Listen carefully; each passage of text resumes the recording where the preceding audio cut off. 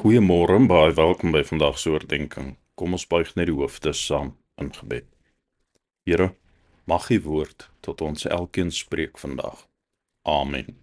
Ons voorlesing vanmôre is vanuit 1 Korintiërs 1 vers 26 tot 31. Dink maar net, broers, aan wat julle was toe julle geroep is. Volgens die opvatting van mense was daar nie baie geleerdes of baie invloedrykes of baie mense van aansien onder julle nie. En tog, wat vir die wêreld onsin is, het God uitgekies om die geleerdes te beskaam. Wat vir die wêreld swak is, het God uitgekies om die sterkes te beskaam. En wat vir die wêreld sonder aansien of betekenis is, ja, wat niks is nie, het God uitgekies om wat iets is tot niet te maak. Voor God het geen mens dus iets om op te roem nie. Aan God is dit te danke, dat julle met Christus Jesus verenig is. Hy het vir ons geword, die wysheid wat van God kom, die vryspraak, die heiliging en die verlossing. Daarom, soos daar geskrywe staan, die wat wil roem, moet in die Here roem.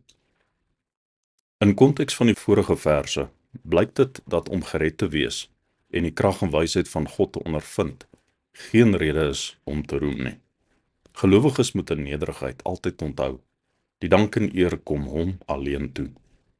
Verder lig Paulus uit dat Christus, wat die wysheid van God is, in 'n baie nou relasie staan met die vryspraak, heiliging en verlossing. Die verkryging en die voortsetting van ons vryspraak, heiliging en verlossing is die drie sake waarin ons nie kan roem nie, sê Paulus. Ek aanvaar dat ons op hierdie punt 'n aantekening moet maak om op te let wat Paulus sê oor vryspraak, heiliging en verlossing. Wat die woordgebruik betref, is dit redelik opvallend dat hy hierdie drie woorde nie weer gebruik in hierdie eerste brief nie. Vers 30 is die enigste plek waar dit voorkom. Wat die Korintiërs betref, raak hy vryspraak aan in die tweede brief. Hy praat egter nie verder met die Korintiërs oor heiliging en verlossing deur die woorde te gebruik nie. Ons sal met ander woorde baie fyn moet lees, om te sien of hy wel en hoe hy daarna verwys in die res van sy brief. Op hierdie punt sal dit goed wees, as ons die volgende 3 dae net 'n vinnige oorsig kry van hoe Paulus en die Nuwe Testament skrywers die woorde vir vryspraak, heiliging en verlossing gebruik.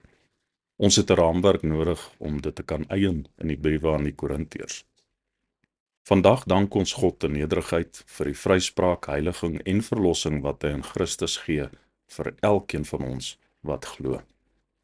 Here, baie dankie vir vryspraak, heiliging en verlossing, wat U vrylik gee aan elkeen wat glo. Amen.